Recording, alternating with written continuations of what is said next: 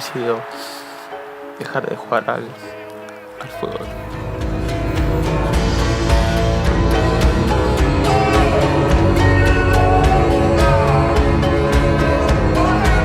Eh bien, salut à tous les amis, bienvenue dans la quotidienne. Et le monde du foot est triste aujourd'hui et pleure le départ à la retraite forcé de Sergio Agüero. Le Kun, qui aura disputé 785 matchs dans sa carrière et marqué 426 buts, des statistiques affolantes qui laisseront forcément un grand vide dans la planète foot. Mais quand le corps décide qu'il faut s'arrêter, c'est impossible de lutter. Primero es mi salud. Ya saben por qué tomé esta decisión, por el problema que tuve hace un mes. Estuve en buenas manos de los médicos y me han dicho que bueno, lo mejor era dejar de jugar. Victime de troubles du rythme cardiaque donc, Agüero n'a pas d'autre choix que de raccrocher les crampons et les hommages se sont multipliés hier sur les réseaux sociaux. Tous ses anciens coéquipiers de Manchester City y sont allés de leurs petits mots, Kevin De Bruyne, Yaya Touré, David Silva, même le club a lâché son petit cœur. Et le Real Madrid tenait à publier un message très classe déclarant que c'était un honneur d'affronter le Kun.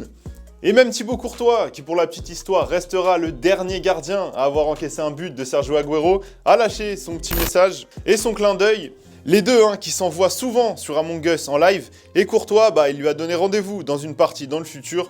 L'occasion de vous montrer ce grand classique du gaming, ça va vous redonner le sourire, vous en avez besoin. Si tú sabes mentir muy bien, si siempre te caes al área y te pitan penalti, boludo. No, escuchame vos, gilipollas.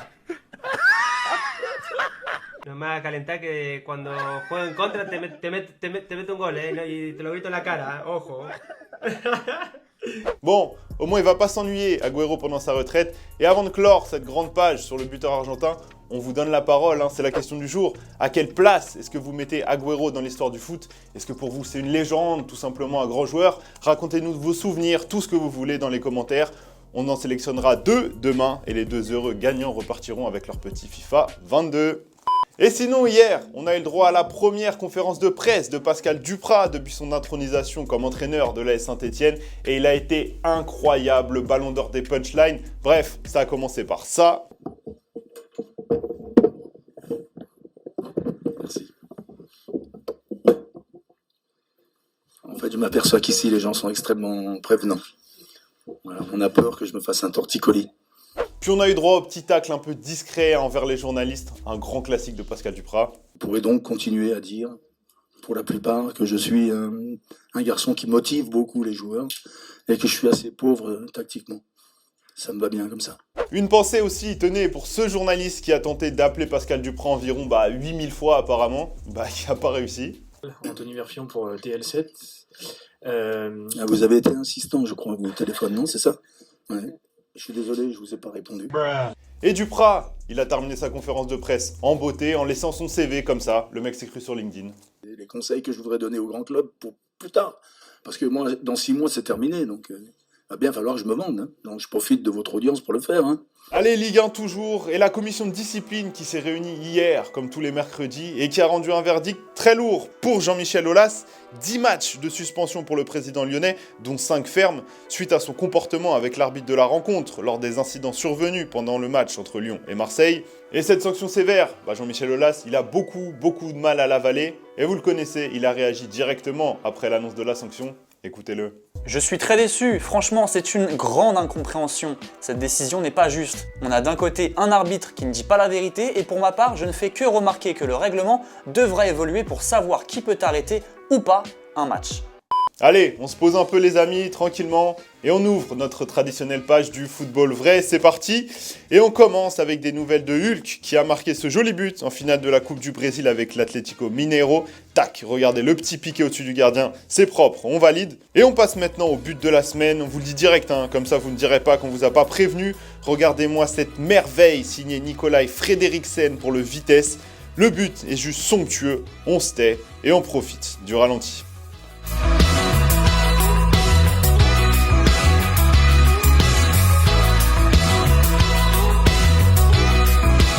Et on file en Croatie pour finir avec cette situation complètement folle qui a eu lieu entre le Dynamo et Istra.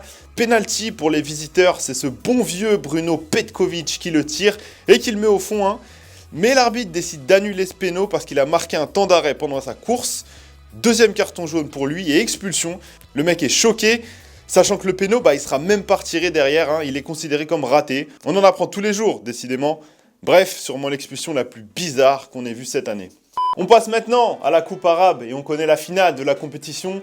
Ce sera un bouillant Tunisie-Algérie après la qualification hier des Fennecs face au pays hôte, le Qatar. Alors l'arbitre a fait une énorme polémique en accordant d'abord 9 minutes de temps additionnel qui ont permis aux Qataris d'égaliser, puis de laisser tourner le chrono jusqu'à, regardez la petite image, 18 minutes de temps additionnel, c'est juste incroyable. Mais l'Algérie s'en est sortie au final grâce à un penalty marqué en 2 temps par Youssef Belaïli et rejoint donc la Tunisie en finale. Rendez-vous samedi à 16h pour la finale, c'est immanquable. Surtout, vous notez bien cette date, ça va être incroyable. Et sinon, hier, on a à nouveau vu les ravages du télétravail dans le milieu du journalisme sportif, spécialement pendant les conférences de presse. Et ça s'est passé pendant celle de l'entraîneur de Burnley, Sean Dyche, avec une journaliste qui a eu le pire timing du monde, quelqu'un qui a sonné à sa porte quand elle a posé sa question. Et ça, Sean Dyche, il l'a pas laissé passer du tout. Sorry, that's my doorbell. Oh well, okay, let's see who it is. Surely we all deserve the right to see who it is. No, we want to see him. It's all No, right. we want to see him. They've got interrupted my press conference, so I want to see him. No, it's fine. You got red. My partner can get You the got door. red. No. Allez, avant de se quitter, les réponses à la question qu'on vous posait hier. Est-ce que vous trouverez ça normal d'annuler la CAN 2022 à cause du Covid? Pour toi Lolo, c'est non, ça ne serait pas normal, car l'Euro et la CAN se sont joués et que remettre en cause la CAN à quelques mois de son lancement, c'est même quelques semaines, parce que l'Angleterre ne veut pas, c'est anormal.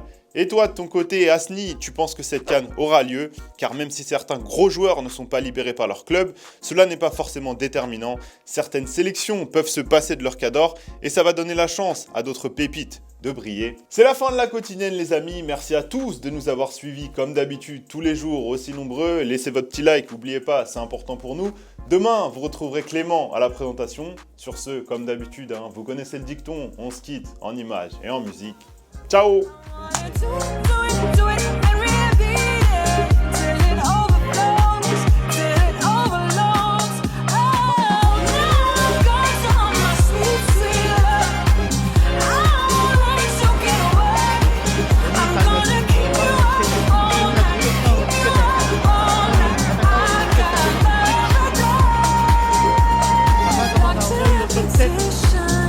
이거 더 나 난다.